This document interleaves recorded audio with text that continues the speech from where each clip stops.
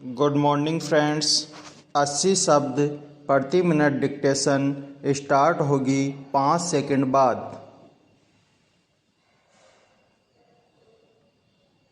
अध्यक्ष महोदय, मैं आपका आभारी हूँ कि आपने मुझे बोलने का अवसर दिया।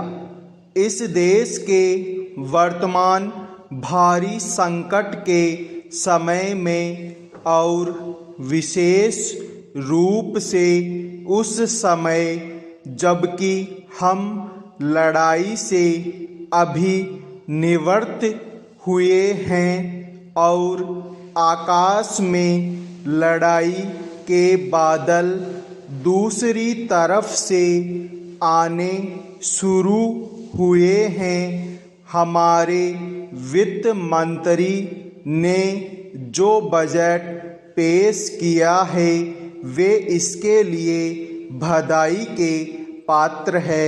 विराम पैरा। यद्यपि भिन्न भिन्न पहलुओं को लेकर आलोचनाएं की गई हैं, लेकिन यदि उनकी कठिनाइयों को भी देखा होता कि राष्ट्र को किन किन संकटों का सामना करना पड़ रहा है, इस बात पर भी अगर मेरे से पहले बोलने वाले वक्ताओं ने विचार किया होता तो मेरा विश्वास है कि उनकी आलोचनाओं का आधार कुछ दूसरा होता। उन्होंने ऐसे कठिन अवसर पर यह एक संतुलित बजट पेश किया है, उसके लिए मैं उन्हें बार बार बधाई देता हूँ, लेकिन साथ ही साथ मैं अपना यह कर्तव्य समझता हूँ कि कुछ ऐसे विचार भी उनके सामने प्रस्तुत करूँ जिससे उनकी कठिनाइयाँ कुछ हल हो जाए। विराम। उदाहरण के रूप में विगत 2 वर्षों में लेखा जोखा कमेटी में बैठने के समय मुझे ऐसा अनुभव हुआ है कि इस देश में 2-3 इस प्रकार की त्रुटियां मौजूद हैं जिनको दूर करने के लिए, जिनकी जांच करने के लिए यदि कोई एक कमेटी का आयोग बिठा दिया जाए तो राष्ट्र को, राष्ट्र की सरकार को, राष्ट्र के विकास कार्यों को और राष्ट्र की रक्षा व्यवस्था के लिए करोड़ों नहीं अरबों की व्यवस्था फौरन हो सकती है। केवल शासन को जागरूक होकर कुछ कदम उठाने की आवश्यकता है। विराम पैरा। अभी कुछ छिपे हुए धन का जिक्र किया गया। सरकार ने भी समय समय पर ऐसा आभास दिया है कि इस देश में लगभग 30 करोड़ रुपए का छिपा धन मौजूद है। स्वयं मैं समझ नहीं पाता हूँ कि जब सरकार ऐसा अनुभव करती है तो इसकी व्यवस्था करने में उसको दिक्कत क्या आ रही है। ऐसा मालूम होता है कि कहीं इच्छा शक्ति की कमी है।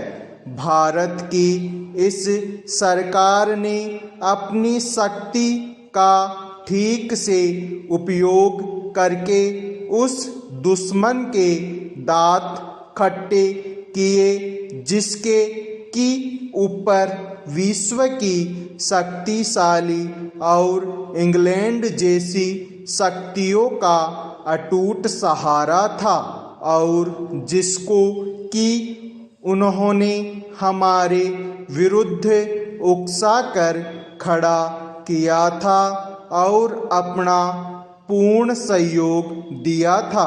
विराम पेरा। अध्यक्ष महोदय, मानव संसाधन विकास मंत्रालय की मांगों के संबंध में बोलने के लिए मैं खड़ा हुआ हूँ। विराम। शिक्षा की पद्धति के बारे में, उसमें परिवर्तन लाने के बारे में, इस क्षेत्र में हमें जो असफलता हाथ लगी है उसके बारे में अभी मेरे मित्र ने बहुत कुछ कहा है। दुर्भाग्य की बात यह है कि देश में सभी लोग यह मानते हैं कि शिक्षा में प्रगति नहीं हुई है। शिक्षा पद्धति में आमूलचूल परिवर्तन नहीं हुए हैं, लेकिन फिर भी इस दिशा में कुछ किया नहीं जाता है। ऐसा प्रतीत होता है कि इस विषय में कुछ भी करने की स्थिति में हम नहीं रहे हैं। स्थिति ज्यों की त्यों चली आ रही है।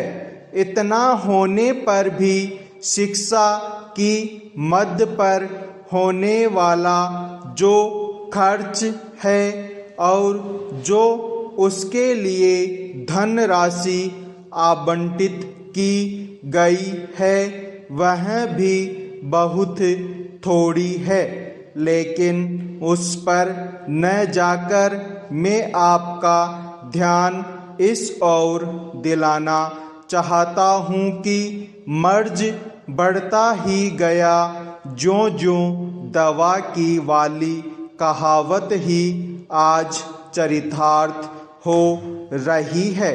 जितने ज़्यादा आयोग और समितियां बैठी और जितनी ज़्यादा शिक्षा पद्धति के बारे में छानबीन की गई उतनी ही ज़्यादा बीमारी बढ़ती गई। बीमारी का इलाज न होकर और भी खराबियां पैदा होती गईं। अभी मेरे मित्र ने माननीय मंत्री का ध्यान एक रिपोर्ट की तरफ दिलाया था। इस तरह की बहुत सी रिपोर्टें हैं। विराम। अभी सदस्य महोदय भी एक रिपोर्ट का जिक्र कर रहे थे। रिपोर्ट तो बहुत सी प्रस्तुत हुई हैं, लेकिन मंत्रालय ने उस पर कभी कार्यान्वयन करने की दिशा में कोई कदम नहीं उठाया। अपनी इस हालत को उन्होंने इसी सदन में स्वयं स्वीकार किया है। अपनी व्यवस्था को उन्होंने स्वयं यहाँ प्रकट किया है। विराम पेरा।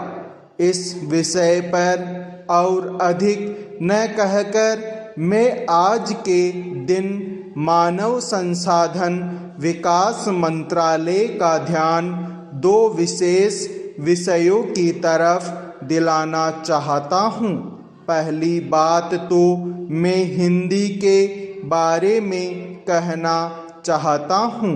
मंत्रालय का काम हिंदी का प्रसार और प्रचार करना है। हिंदी हमारे देश की राष्ट्रभाषा है।